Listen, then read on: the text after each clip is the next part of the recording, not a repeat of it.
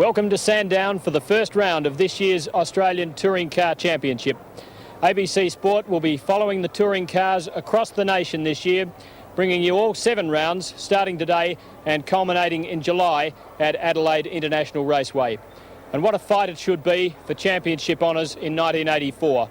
Defending champion is Alan Moffat in his Mazda RX-7. The controversial 13B motor gives the car what some of his rivals consider to be virtually an unfair advantage. But there will be competition. Peter Brock in the Holden dealer team Commodore will see to that. So too will Dick Johnson, who's driving a new Falcon after that terrible accident in practice at Bathurst last year. George Fury in the turbo-powered Nissan Bluebird, Jim Richards in his BMW, and of course Alan Grice, who won the equivalent round of the championship here at Sandown last year. Second last year was Peter Brock, third Dick Johnson, fourth Fury, fifth Murray Carter, sixth Steve Harrington. They're all back again this year. Brock, Johnson front row, Moffat, Masterton second row, Fury, Richards third row, Cullen and Grice fourth row, McLeod, Parsons the fifth. And the crescendo of noise is building up and up. The excitement's tremendous. There's 10 seconds to the start and the crowd is ready to yell. They're away. It's a best start for Masterton initially, then Moffat goes like a jet. Brock, though, going at about an even pace in front. Johnson falls back. Moffat will probably slip down the inside of him second, but Johnson boxes him out. And Masterton tries to bully him too. Fury's fifth. Richards takes over that. McLeod wide and an accident. McLeod too. So it's one of the Kmart cars. I'm not sure whether it was Cullen. And Johnson only just stayed on the bitumen. That's the second corner. This is what happened at the first. Oh yes, he's had a big hit. That's Andrew Harris's car, the ex-Peter Brock car, which won last year. McLeod was 2 wheels in the air there. And has heavily belted the rear of the car, so the race leader is Brock from Johnson, from Moffat, Masterton,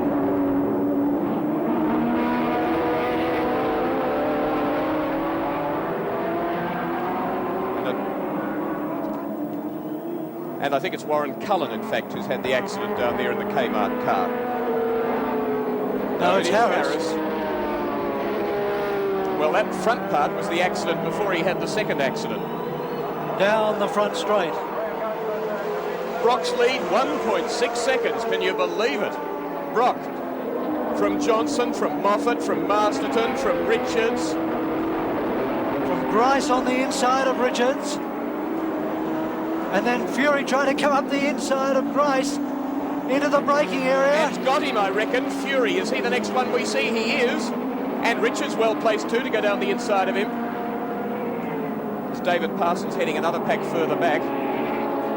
16.7, their standing lap, 145 kilometres an hour for Peter Brock. Masterton rages past Alan Moffat, which would make Moffat say, look at the power they've got, but then he's got some handling that enables him to pressure Masterton down into the S's. Richards is around. Grice will be delighted with the way the BM's handling. Remember that Richards is driving for the team, and in Frank Gardner, the team manager, that Grice left in some unpleasant tone a while ago. Now it's Moffat against Masterton down the straight. The Ford fans wild as Steve Masterton upholds their glory. Side by side they go down into the braking area, and it's Moffat who takes over from Steve Masterton. Very wise of Steve Masterton. The man on his inside there knew a lot more about it than he did, and he was pretty wise not to pursue that argument. The race leader, Brock, leads Johnson by an amazing, to me, at the end of 2 laps, 2.47 seconds. Oh, and somebody straight ahead into the safety fence. It's Alan Grice, saved by the tyre barrier from more serious damage.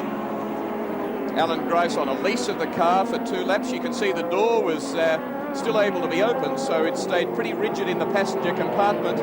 This is Grice's favourite Commodore, the car that set the 100-mile-per-hour lap record at Mount Panorama 2 years ago. As we look at Grice now, it goes straight on at Castrol Corner. Never even looked like turning, must have lost his brakes. And now the leader, Peter Brock, from Dick Johnson. Alan Moffat in third position, and Steve Masterton now really asserting himself up into fourth.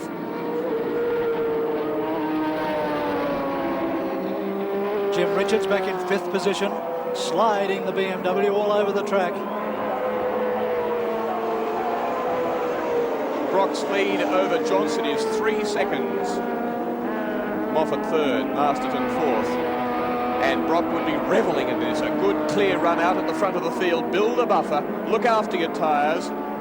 Circulate, pick your lines as you wish. Where the others were in some pretty hectic opening laps. Jim Richards certainly was having his argument. He's in front, as you can see, of George Fury. A bit disappointing, the Nissan Bluebird Turbo. It really hasn't progressed very much since early last year. And Brock a second lap at exactly an 11.4, and that's exactly what I'm saying about him. Just able to set his time, look after the car, the tyres, which he will need to do for later in the race.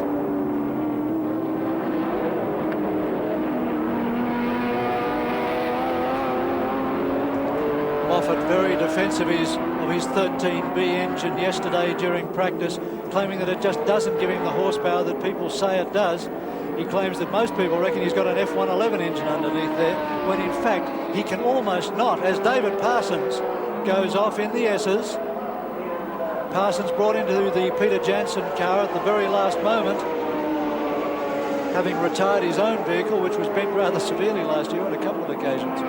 And Peter Brock has done the 3 flying laps exactly at 11.4 every lap. They call him Peter Perfect, you know why.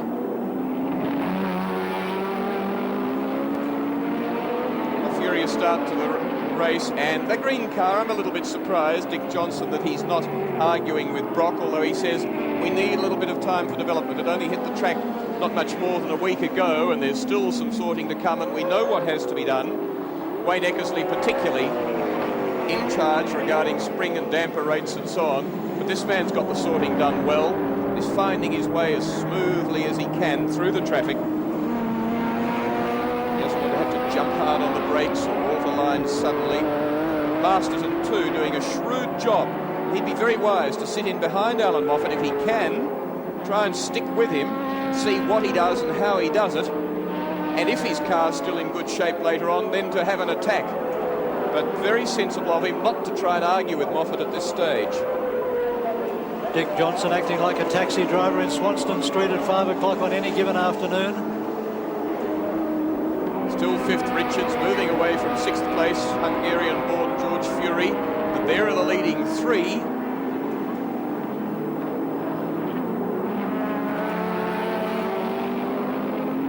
Slower traffic getting out of the way of the big green Falcon.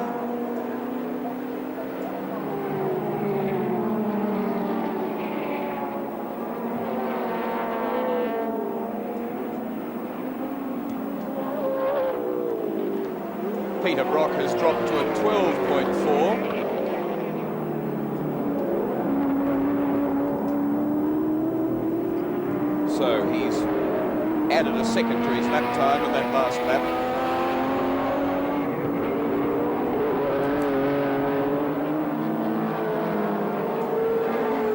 Third place Moffat, fourth place Masterton.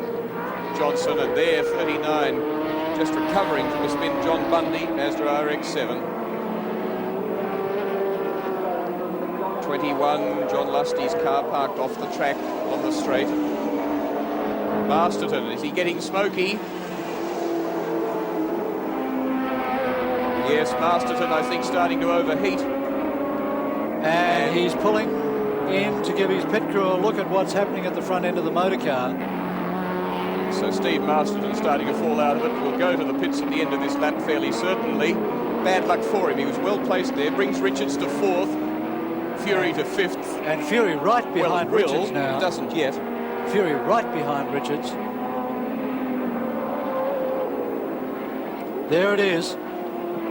And George pulls out of the slipstream, maybe not to try and pass, but to try and keep the turbocharger cool. There are no fewer than 5 temperature gauges in the Nissan Bluebird. One for differential temperature, one for gearbox, one for water, one for engine oil, and one for exhaust manifold. And Fury must keep a weather eye on all of them, or that turbocharger is likely to blow. Again, debris on the track. Something fell off one of those 2 cars. When George Fury looks at his exhaust manifold temperature, incidentally, it sometimes runs to, believe it or not, 1,000 degrees centigrade. Not by plan. They like to stay more than 120 degrees cooler than that, but it certainly can go that high. As Jim Richards got a bit untidy, tight in on his apex there, kicked both inside wheels a little high off the ground. Masterton doesn't go to the pits. Fury looks for the inside running on Richards. But the clean but hard New Zealand driver doesn't let him do it there, but he might at the next. Fury hard on the picks, on a bit of cement And Fury's dust, done and it. goes into 4th place. Now out after Masterton, who's decided that whatever was happening in the car can be put up with for the moment. 5th place indeed.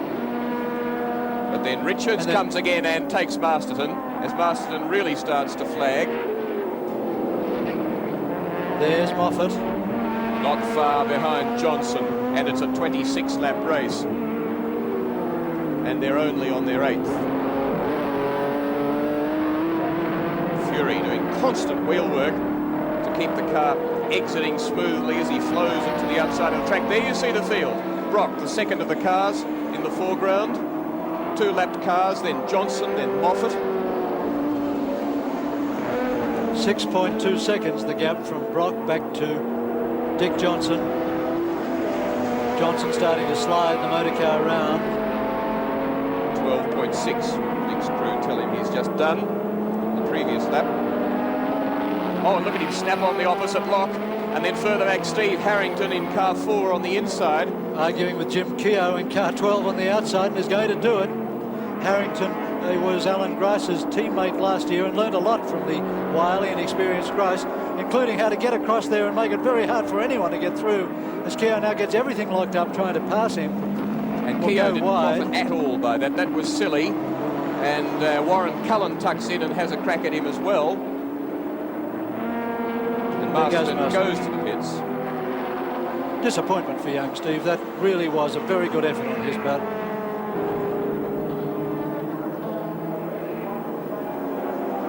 Brock now already halfway down the main straight as Dick Johnson comes onto it. Brock's lead about 5.3 seconds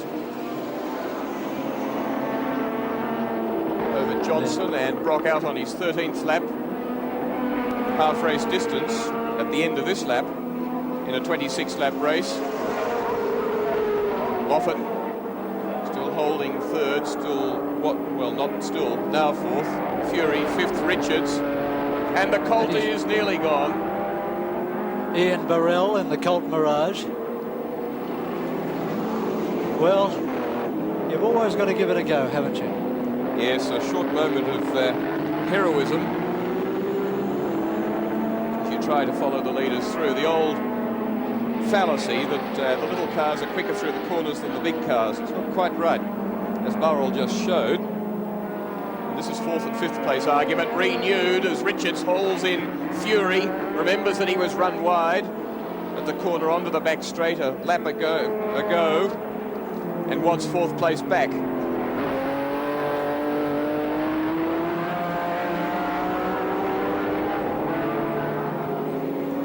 Richards' team manager, Frank Gardner, got a lot of weight off the front end of this motor car over the Christmas break. Moved the dry sump to the boot of the motor car and got it right away from where it would cause a lot of understeering in the slower corners. As now Richards pulls out to pass this car very fast down the main straight, but matched by the Nissan Bluebird of George Fury. What they still emphasise is that the number 1 spark plug on the V8s is about in the axle centre line, and it's number 4 spark plug in the BMW. There's a lot more of the engine forward of the front wheels in the BM than in most of the other cars. And the real question, I suppose, in this race now is Johnson settled in 2nd place at the moment and has in fact managed to pull a buffer on Alan Moffat, and that's interesting. But the question is, over the next half of the race, whether Alan Moffat can make any ground on the leading pair. He's going to have to be pretty sharpish to make it on Peter Brock. And even Johnson has a bit surprisingly pulled away, as Fury leading Richards in 4th and 5th place come through some tail enders.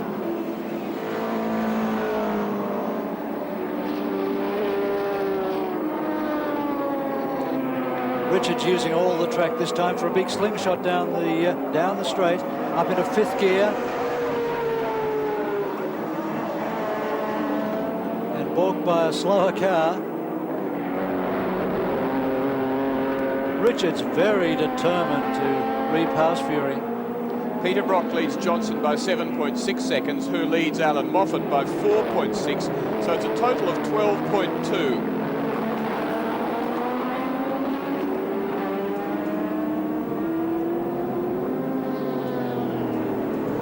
Let's see what happens to that gap as the race progresses, because that's the real interest. Can this car, a little light Mazda on soft compound tyres, make any ground on the heavier cars that don't point quite so well? The centre of gravity is just a little bit higher, as Fury comes in a bit early to that corner. A touch untidy.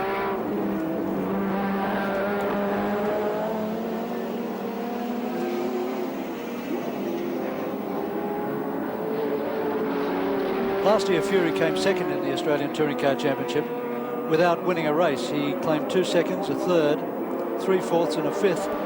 Held pole position once during the year. This year, of course, he's having to race in the outright class and therefore picks up less points than he did by being a 3-litre class car. Richards, on the other hand, didn't contest the Australian Touring Car Championship last year while waiting for the 4-valve head to arrive for the BMW. The 2-valve head just simply wasn't powerful enough nor competitive.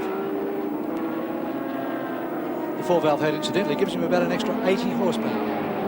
Where's Alan Moffat? Alan Moffat has been off the... No, he's right. He's in the right spot. Well, he slipped by my gaze. But the gap Johnson to Brock has diminished.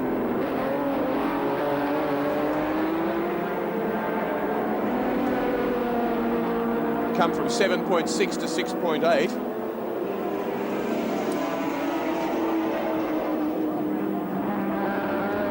Moffat passing the Valentine car of Murray Carter. That's Moffat's board there, telling him he's minus 11.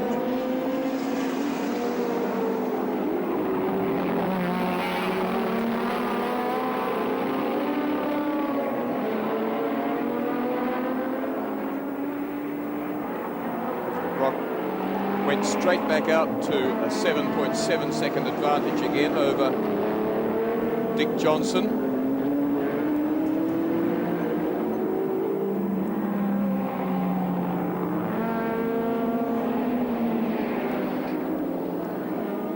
Moffat, in fact, has lost ground on Johnson. He's gone out to 6 seconds in arrears. And look at the oil stains all over the back of Moffat's car. There are stains all over the spoiler. The aerodynamics would obviously be forcing whatever is spilling from Moffat's car up to the back of the motor vehicle.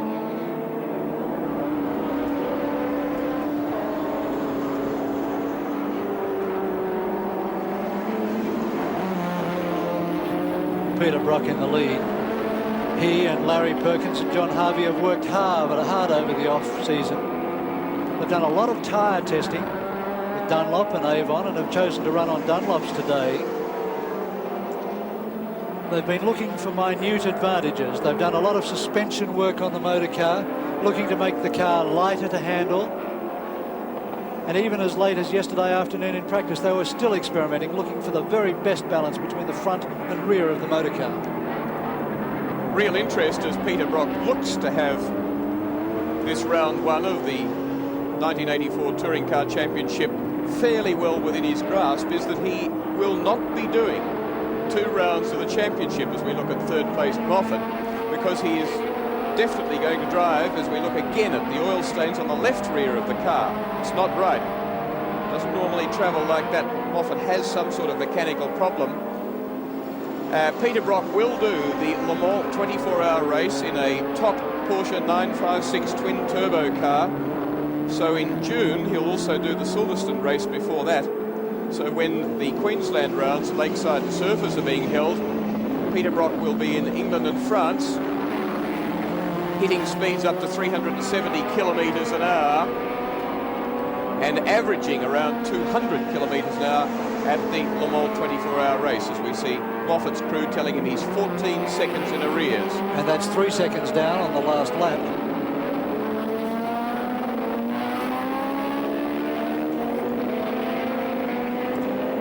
On that man, Peter Brock.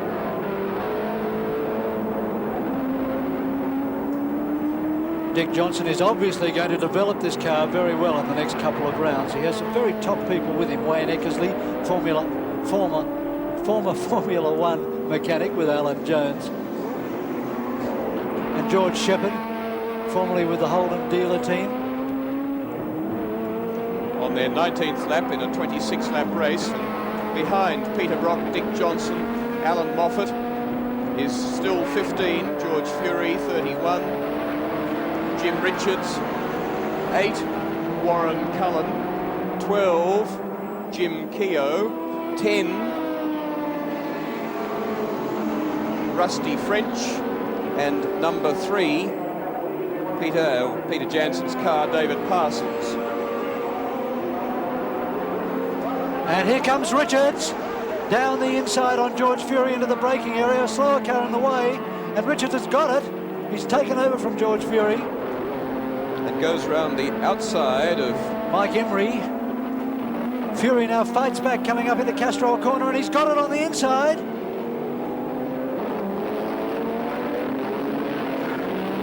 Richards now challenging side by side up the back straight.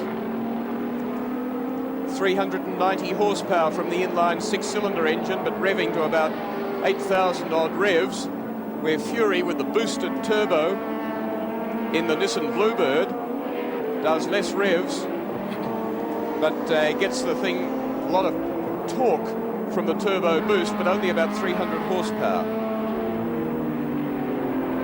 Also a lighter car, Jim Richards' car weighing in at about 1,220 kilos, hoping to get back to his minimum weight limit of about 1,180. Commodore's Peter Brock about 1,230. Johnson's car much heavier than that though, and also a bigger engine and much more power.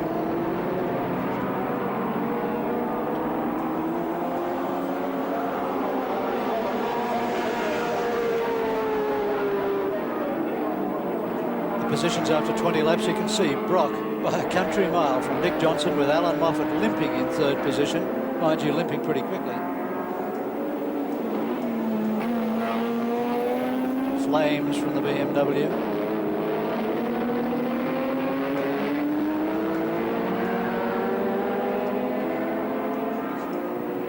Fury's turbocharger, incidentally, spins to 180,000 RPM.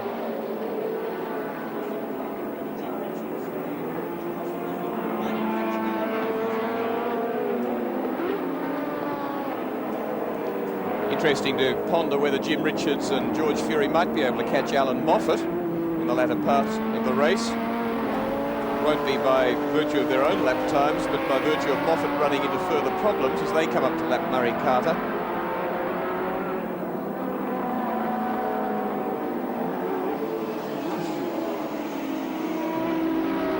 The next round of 7 in the Touring Car Championship is March the 11th at Symonds Plains in Tasmania. And then we take you on the 1st of April to Wanneroo circuit in Western Australia. We'll be covering all rounds on ABC Sport, as well as quite a number of other motor race meetings through the year. We'll be doing the Sandown endurance race on the new circuit here, 4.5 kilometres around. Moffat to Richards is 12.27 seconds, incidentally, as we look at Dick Johnson.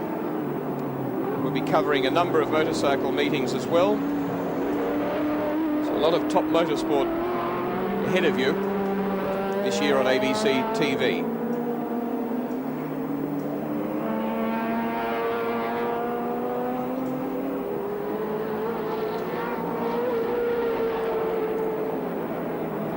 And there's green stuff. Dick Johnson. The car within 2 meetings, I think you'd probably find, will be incredibly competitive with Peter Brock. At the moment, just to be in second position in this race in a brand new motor car which first fired a shot only a week ago is quite an achievement for the Dick Johnson crew from Queensland. I asked Wayne Eckersley whether he felt that he was only at the stage he was in preparation for the James Hardy 1000 last year when the car crashed heavily. Eckersley said, no, we've picked up a few things from it since then, but admits that they're still behind the 8 ball and probably about 3 months behind in their development program. 12 seconds the gap from Moffat in third place to Fury and Richards battling away in fourth. So not much gain in the last lap and a half by Richards on Moffat.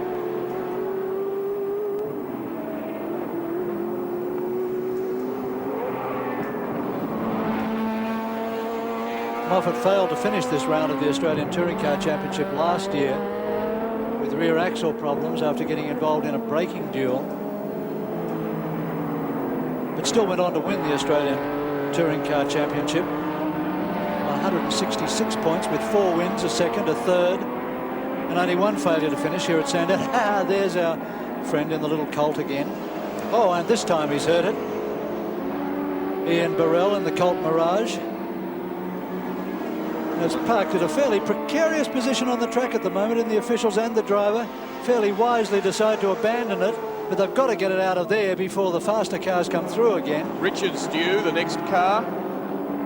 As the flags wave furiously and quite rightly, and here he comes. He's now 12.7 seconds in arrears to Moffat, so the chance of Moffat slipping back behind or to worse than third seem not to be very real. And abandoned ship is the order of the day, and that is not the right place to leave the motor car. Obviously everything's locked up under the front with constant velocity joints not wanting to turn anymore. But this is going to be something of a shock to Peter Brock as he arrives at the end into the braking area. Car 47 is Dean Lindstrom. That's Warren Cullen in the Kmart car. There's Brock.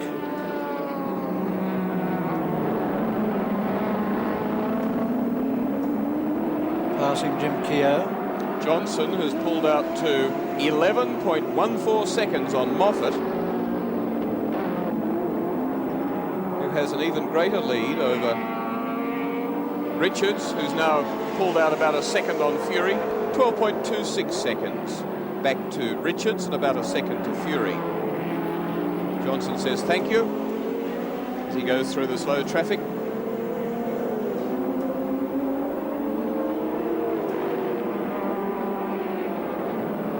And Alan Moffat will be very disappointed with his inability to match it with the V8s on this track. But then again, it's a track that, if any, in the touring car round should suit the V8s more than most.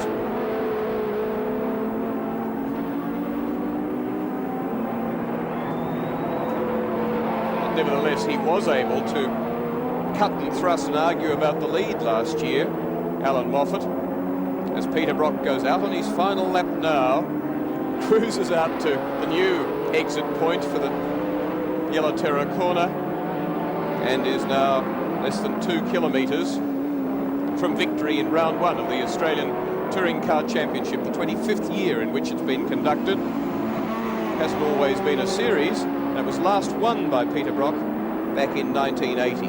Dick Johnson won it the 2 following years, and of course Alan Moffat last year, the first time that a Japanese car had taken the Australian Touring Car Championship. Well, in a quite unchallenged run, Peter Brock down through the S's, out into the back section, very tidy and easy, never got into an argument at any time during the race, was able to look after his car while most others had some form of a problem with another driver, and did it in the way that he knows so well for the final time around the 3.1 kilometre Sandown circuit that's brought him so many victories. This one taking him to the lead after the end of round 1 in the Australian Touring Car Championship. Peter Brock, Holden Commodore 5-litre V8 from this man, Dick Johnson, 5.7-litre Ford Falcon V8 number 17, into second place, 13.8 seconds in arrears. And third place, the man just appearing there onto the main straight, Alan Moffat in car number 43. The Mazda twin-chamber Wankel rotary engine, a further 15.4 seconds in arrears in third place.